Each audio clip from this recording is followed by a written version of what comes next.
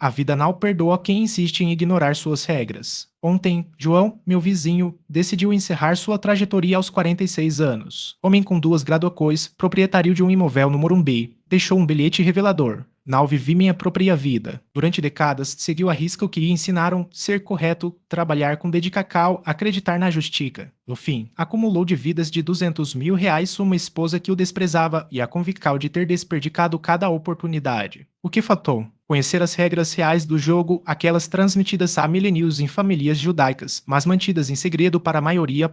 Meu nome e Abraão. Meu bisavô sobreviveu ao gueto, ergueu um império do zero e não nos deixou fortuna. Deixou algo mais valioso, conhecimento. 15 verdades duras, passadas de geracal em geracal. Hoje, como silencio. Por quê? Porque vejo pessoas como João ao meu redor, inteligentes, preparadas, mas condenadas ao fracasso por desconhecerem princípios básicos da existência. Elas seguem manuais escritos por quem nunca precisou lutar pela sobrevivência, acreditam que a vida é justa, que o esforço honesto será recompensado, que a bondade será reconhecida, e morrem esperando o ponto antes de revelar a primeira regra. Faça 3 coisas. Primeiro, acompanhe este conteúdo e ative as notificações. Segundo, comente um número entre 1 e 50, aquele que representa a regra que você sente estar sabotando sua vida agora. Responderei pessoalmente aos primeiros 5 comentários com orientações específicas. Terceiro, assista até o fim, pois a 15ª regra só será compartilhada com quem chegar ao final. E ela que distingue os que se submetem dos que se libertam.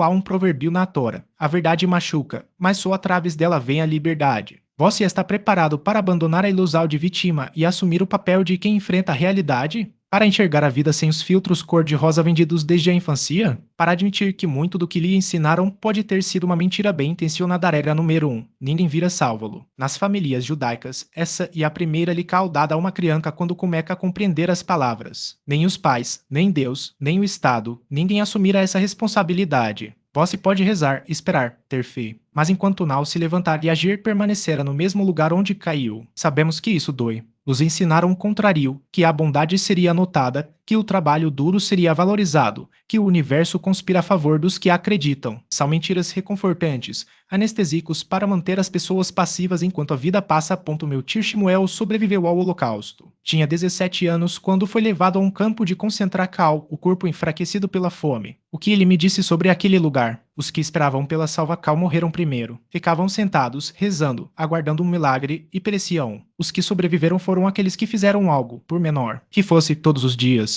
Guardavam um pedaço de pau sob a língua, lambiam o orvalho das paredes para obter água, existiam um segundo ou mais quando o corpo implorava para desistir. Não contavam com ninguém. Não confiavam em ninguém. Salvavam-se sozinhos. Minuto a minuto. O Talmud diz: se eu não me ajudar, quem me ajudara? E se não for agora, quando? Meu tio gravou essa frase na memória depois de ver seu melhor amigo morrer de fome com comida escondida no bolso. O amigo guardava para um dia especial. Que dia especial? Ele não viveu para vê-lo. Morreu esperando permissão para viver. Você faz o mesmo. Era o momento ideal para começar um negócio, para investir em si mesmo, para realizar seus sonhos. Aguarde os filhos crescerem, a economia melhorar, o governo mudar, as estrelas se alinharem. Enquanto espera, a vida escorre entre os dedos como areia. Ninguém lhe dará autorização para viver. Você precisa tomar ponto, mas isso é apenas o começo. Espere pela segunda regra, pois ela contraria tudo o que lhe ensinaram na escola, na igreja, em casa. Regra número 2. Forca e mais importante que gentileza. Pode parecer chocante, adjetivo.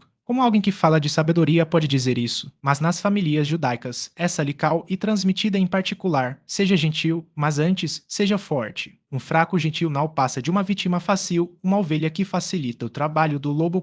Deixe-me contar uma história real. Meu filho Davi tinha 16 anos quando isso aconteceu. Era um garoto educado, sempre disposto a ajudar. Um dia, chegou em casa com o rosto machucado, o lábio cortado, o olho roxo. Havia defendido um colega mais fraco que estava sendo agredido por 3 valentões. Perguntei se tinha vencido. Ele respondeu, com os olhos cheios de lágrimas: não, pai, mas eu estava certo. Fiz a coisa certa. Sabe o que eu disse? Estar certo sem forca é apenas uma derrota bonita. Os valentões estancarão outra pessoa amanhã. Você irá para o hospital hoje. E o garoto que defendeu agradecera e esquecera seu nome em uma semana. Onde esta vitória nisso? David me olhou como se eu o tivesse golpeado novamente. Mas continuei. Ser bom e abrir a véu. ser fraco e patético. Você quer ajudar os outros, então seja forte primeiro. Forte o suficiente para que sua bondade não seja confundida com fraqueza. Forte o suficiente para que as pessoas pensem duas vezes antes de desafiá-lo. Forte o suficiente para proteger a si mesmo e aos que ama. Nos 3 meses seguintes, ele se dedicou ao boxe, todos os dias sem secal. Acordava às 5 da manhã, antes da escola, e ia para a academia. Socava o saco de pancadas até as mãos sangrarem, corria até os pulmões queimarem. Transformou a dor da derrota em combustível para a mudança.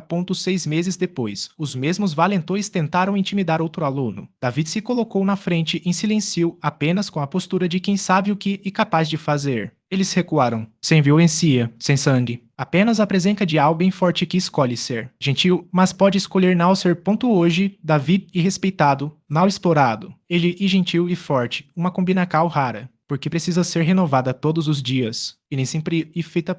Há uma história antiga sobre um rabino que, ao ser questionado sobre por que não dizia eu te amo com frequência, respondeu: se eu dissesse isso a cada momento, as palavras perderiam o peso. O amor verdadeiro se prova em coisas, não em repetições vazias. Ele entendia que o afeto não é um direito adquirido, mas um compromisso diário. E compromissos podem ser quebrados. Os pais não são obrigados a amar seus filhos. Os filhos não são obrigados a amar seus pais. Os cônjuges não são obrigados a amar um ao outro. O amor e uma decisão, não um instinto imutável. E decisões podem mudar. Há pais que abandonam, filhos que esquecem, amores que se esgotam. Não por maldade, mas porque a vida é feita de escolhas, e nem todas são permanentes. Isso não significa que o amor seja frágil. Pelo contrário. Quando ele é construído sobre escolhas conscientes e não sobre expectativas irreais, torna-se mais resistente. Mas exige honestidade. Exige reconhecer que, em algum momento, alguém pode decidir que não vale mais a pena. E isso não é uma tragédia, e apenas a realidade.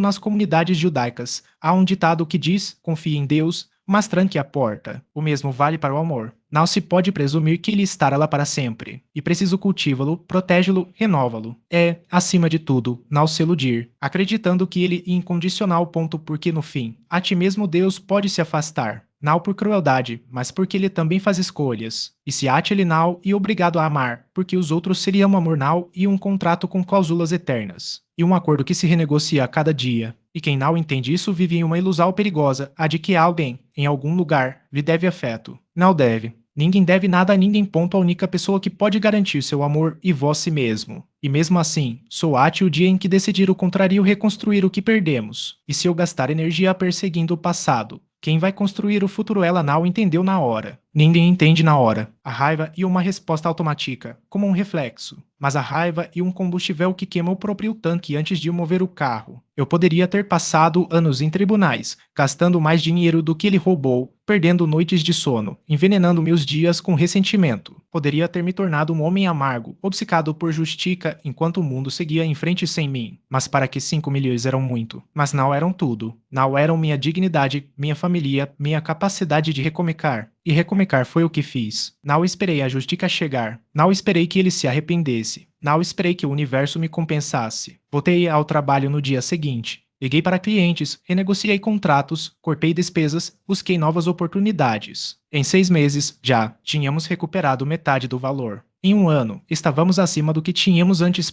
Mais irônico, ele nunca foi punido. Não pela lei, não pelo destino, não por nenhuma força superior. Ele vive em Israel, provavelmente gastando o dinheiro que roubou, enquanto eu sigo aqui, construindo algo maior. A diferença entre nós não foi o dinheiro. Foi o que fizemos com a dor. Ele escolheu o caminho mais fácil, fugir. Eu escolhi o mais difícil, seguir em frente. As emoções são como ondas. Elas chegam, quebram e recuam. Você pode se deixar afogar nelas ou aprender a surfar. A escolha é sua, mas saiba de uma coisa: quem controla as emoções não é controlado por elas. E quem não é controlado por elas, controla o próprio destino. Há uma frase em hebraico que resume isso, do Tiev Durachesha: não seja escravo dos seus sentimentos, porque no fim, as emoções são passageiras. O que você faz com elas é permanente. E agora, a regra número 7. Pare de esperar por motivacal. Motivacal e uma mentira que vendem para você não começar hoje. Você acha que os grandes feitos da história foram feitos por pessoas motivadas? Não, foram feitos por pessoas que agiram mesmo quando não estavam afim, mesmo quando estavam cansadas, mesmo quando tinham medo.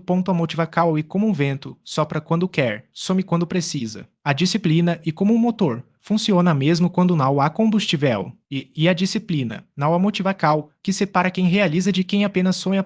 Você não precisa se sentir pronto para começar. Você não precisa estar inspirado para agir. Você só precisa comunicar, mesmo que seja pequeno, mesmo que seja errado, mesmo que seja imperfeito. Porque a perfeição não e o objetivo. Objetivo e o movimento ponto e movimento gera movimento. Uma cal leva a outra, que leva a outra, até que, sem perceber, você já percorreu um caminho que antes parecia impossível. Mas nada disso acontece se você ficar esperando a motivacal chegar. Ela não vai. Ela nunca chega na hora certa, ponto, então pare de esperar. Levante-se. Cara, agora. Não amanhã. Não quando se sentir melhor. Agora. Porque o único momento que você realmente tem é este. E este momento, se não for usado, se perde para sempre do perdão. Os judeus jejuam, rezam e fazem um balanço sincero de suas ações. Não e um dia de autocomiseração, mas de responsabilidade. Cada escolha, por menor que seja, e um tijolo na construção do que você se torna. E a maioria das pessoas não percebe isso. Você acorda tarde e diz, hoje não e meu dia. Mas o que você fez ontem para que hoje fosse diferente? Você comeu mal e justifica. Estava com pressa. Mas quantas vezes a pressa foi desculpa para a negligência? Você adiou uma conversa difícil e chamou de prudência. Mas quantas vezes a prudência foi apenas medo disfarçado cada decisão e um voto? Um voto a favor de quem você quer ser ou contra. E esses votos se acumulam. Não há neutralidade. Ou você avança, ou retrocede. Não existe estarinacal. Há a inercia e uma escolha e ela sempre leva. Para baixo. Meu pai costumava dizer, o inferno não e um lugar e um habito. Ele não falava de fogo e enxofre, mas da repetical de erros. De acordar todos os dias e fazer as mesmas coisas que o mantém no mesmo lugar. De culpar o mundo, o destino, os outros, enquanto você mesmo constrói as grades da sua prisão. E que por não e sobre Deus perdoar você. E sobre você perdoar a si mesmo ou não. E sobre reconhecer que, se há algo errado na sua vida, a resposta não está fora. Está nas pequenas escolhas que você faz quando ninguém está olhando. Você quer mudar? Comece agora. Não com um grande gesto, mas com uma decisão mínima. Levante-se 5 minutos mais cedo. Diga não a algo que não merece seu tempo. A caligacal que está adiando. Não espere motivacal. A motivacal vem depois da cal. Não antes. E quando falhar, porque você vai falhar. Não se justifique. Apenas recomece. Porque cada novo dia e uma página em branco. Mas se você não escrever nada nela, alguém vai escrever por você. E essa pessoa, na maioria das vezes, e você mesmo versal de ontem liberdade. Vai abrir mão de noites de sono para acalmar uma criança doente, de viagens espontâneas para comparecer a reuniões de escola, de promocurs que exigiriam horas extras. Vai pagar com paciência infinita, com a renúncia ao bis que antes ocuparam seu tempo, com a aceitacal de que seus sonhos pessoais talvez precisem esperar. Se você quer ser saudável, vai pagar com disciplina. Vai recusar sobremesas, acordar cedo para malhar. Abrir mão de refeições rápidas e saborosas em nome de algo que só trará benefícios a longo prazo. Vai pagar com o desconforto de dizer não quando todos ao seu redor dizem sim. Com a frustração de ver resultados lentos. Com a tentação constante de desistir. Se você quer paz de espírito, vai pagar com honestidade. Vai admitir erros quando seria mais fácil mentir, vai devolver o troco a mais que recebeu sem pensar 2 vezes, vai assumir responsabilidades que poderiam ser empurradas para outros. Vai pagar com a vulnerabilidade de expor suas fraquezas, com o risco de ser julgado, com a possibilidade de perder oportunidades por não compactuar com injustiças. Se você quer ser amado, vai pagar com exposição. Vai se permitir ser ferido, vai abrir mão do controle sobre como os outros o veem, vai aceitar que nem todos retribuirão na mesma medida, vai pagar com o medo da rejeição, com a incerteza de não saber se será correspondido, com a dor de investir em alguém que pode não permanecer. Não existe escolha sem custo. O que você deseja não vem de graça, nem mesmo que parece simples. A felicidade tem seu preço, a coragem de abrir mão do que não serve mais, a disposição para enfrentar o desconhecido, a capacidade de suportar a incerteza enquanto constrói algo novo. O problema não e o preço em si, mas a ilusão de que ele não existe. As pessoas querem os resultados sem as consequências, a recompensa sem o esforço, o sucesso sem o sacrifício. E quando descobrem que não e assim, desistem. A vida não pergunta se você está preparado para pagar. Ela apenas apresenta a conta. E você pode escolher pagar agora com esforço e disciplina ou pagar depois com arrependimento e frustração. A diferença é que, quando você paga adiantado, o preço parece alto, mas se controlado, Quando deixa para depois, o valor se multiplica, e muitas vezes não há mais como quitar a dívida. Meu avô costumava dizer que o dinheiro mais caro do mundo é o dinheiro emprestado. Porque, no final, você sempre paga mais do que pegou. O mesmo vale para as escolhas. Tudo que você adia, tudo que você toma emprestado da sua versão futura, o descanso que não mereceu, a reficar o que não nutre, a mentira que evita um conflito hoje, será cobrado com juros. E os juros da vida são implacáveis. Então, antes de desejar algo, pergunte-se: qual eu preco é mais importante? Estou disposto a pagá-lo? Porque, no fim, você não ter o que merece. Você ter o que escolheu pagar, dorme ao seu lado há décadas, que testemunhou suas vitórias e fracassos, que compartilha sua cama e suas refeições. Nem mesmo o melhor amigo, aquele que esteve presente nos momentos mais cruciais, que ouviu suas confissões e guardou seus segredos. Eles podem conhecer partes de você, fragmentos, versões editadas ou simplificadas. Mas a totalidade, a complexidade de pensamentos que se entrelaçam em sua mente, as memórias que se sobrepõem, as contradições que habitam em você, isso ninguém alcança. E não é por falta de amor, de esforço ou de interesse, e porque a compreensão plena exige uma fusão impossível de consciências. Você mesmo não se entende completamente. Como poderia esperar que outro fizesse isso? Não significa que o amor seja falso ou que as relações sejam inúteis. Significa que a solidão existencial e uma condição humana, não um fracasso pessoal. Você pode ser amado, admirado, acompanhado e ainda assim carregar sozinho o peso de suas escolhas, de seus medos, de suas dúvidas. A companhia alivia, mas não elimina. A intimidade aproxima, mas não funde. E isso não é uma tragédia, é apenas a realidade. A ilusão de que alguém poderia salvá-lo dessa solidão e o que gera desse caos. A expectativa de que um relacionamento preencherá todos os vazios e o que leva ao ressentimento. Porque, no fim, você é o único responsável por si mesmo. Os outros podem ser espelhos, mas não são você. Podem ser aliados, mas não são sua sombra.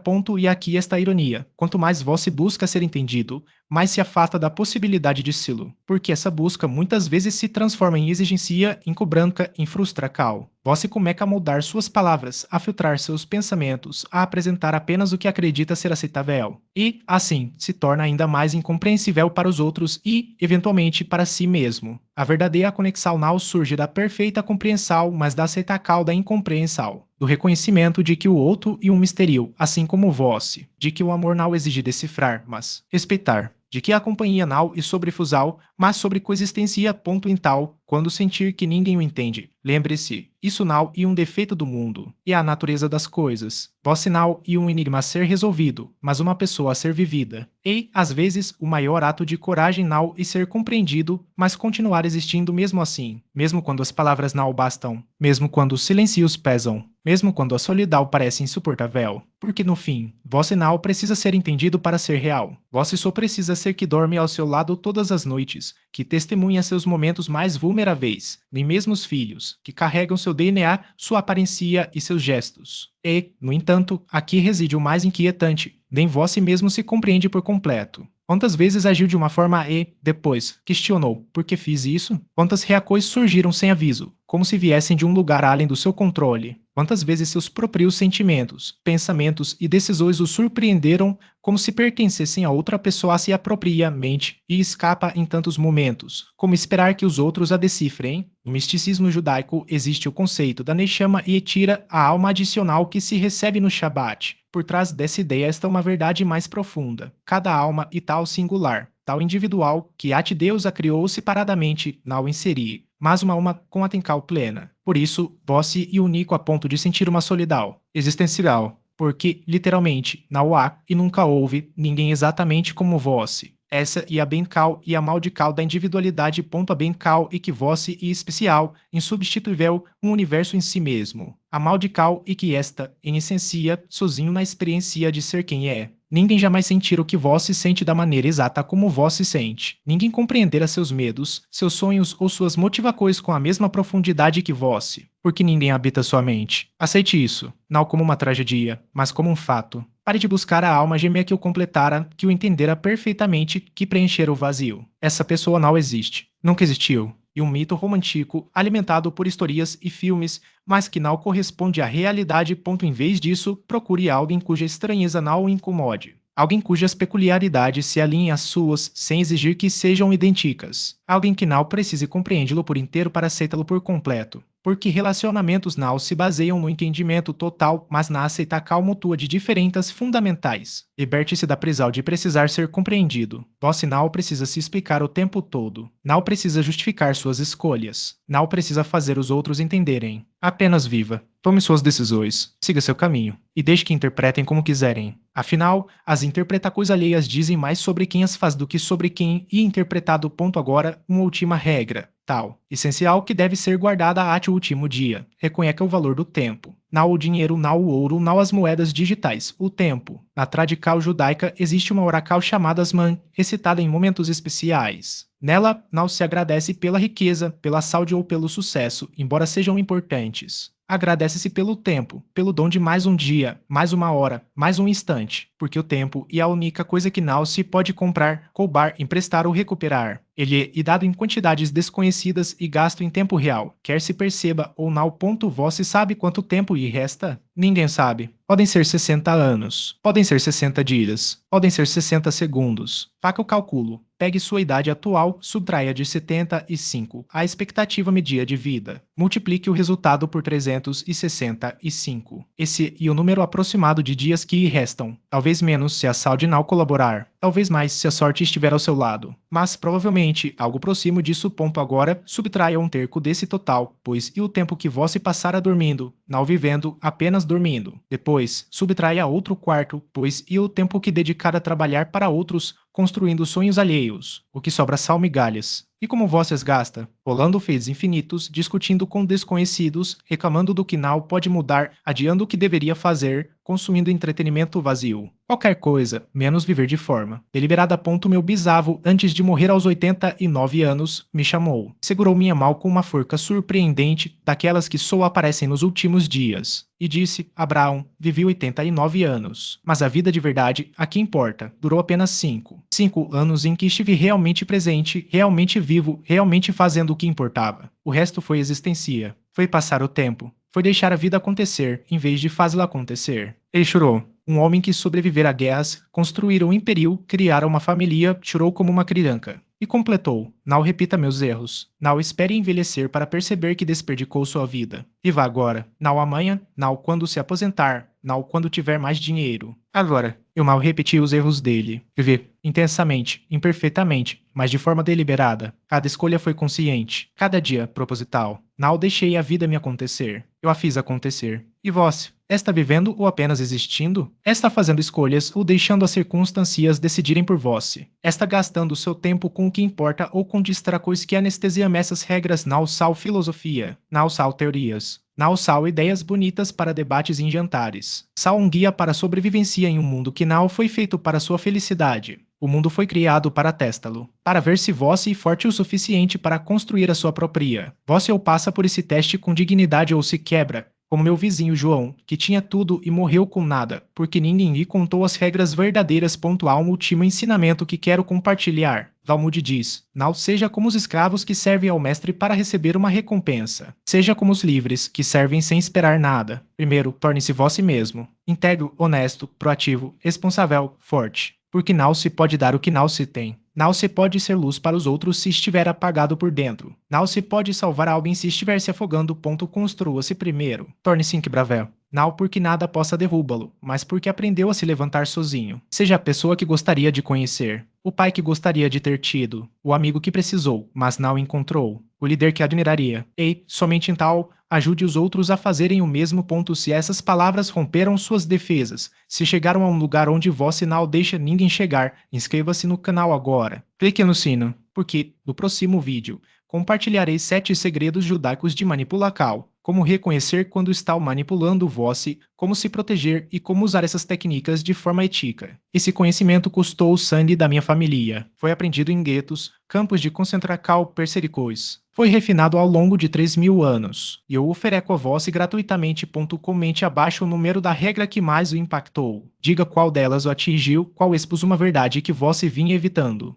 Mais importante, escreva uma cal que realizará na próxima hora. Não amanhã, não na segunda-feira. Agora não, quando se sentir preparado. Hoje, neste instante, nos próximos 60 minutos, uma liga cal, meia hora de conversa, uma decisão. Algo. Qualquer atitude que demonstre a si mesmo que não e apenas mais um espectador, alguém que assiste a conteúdos acreditando que isso equivale a avancar. Há um provérbio judaico que questiona: se não for agora, quando? Se não for vosse, que me espera por permissal e inútil. Ninguém a concedera. O momento ideal nunca chegara. A sensa calde prontidão não vira. A vida acontece neste exato segundo, neste instante. E ele já se foi enquanto se hesitava. Não permita que mais tempo seja perdido. Ponto a última e mais relevante tarefa. Envie este material para alguém que precise dele. Aquela pessoa querida que desperdica dias, que aguarda sem agir, que se sabota, que aparenta solidez enquanto se fragmenta por dentro. Alguém que, tanto quanto vós, necessita ouvir essas verdades. Talvez seja possível evitar que um destino se repita, como o de João, que tirou a própria vida por não ter ouvido que existem outras regras além daquelas que nos ensinam. Não deixe que o silêncio custe a vida de quem ama. Compartilhe agora. Não há desculpas. Lembre-se sempre, o mundo não deve nada a ninguém, mas vós se deve tudo a si mesmo. A vida é construída por escolhas. Ou se assume o papel de criador, ou se permanece vítima. A decisão sempre foi e sempre será sua.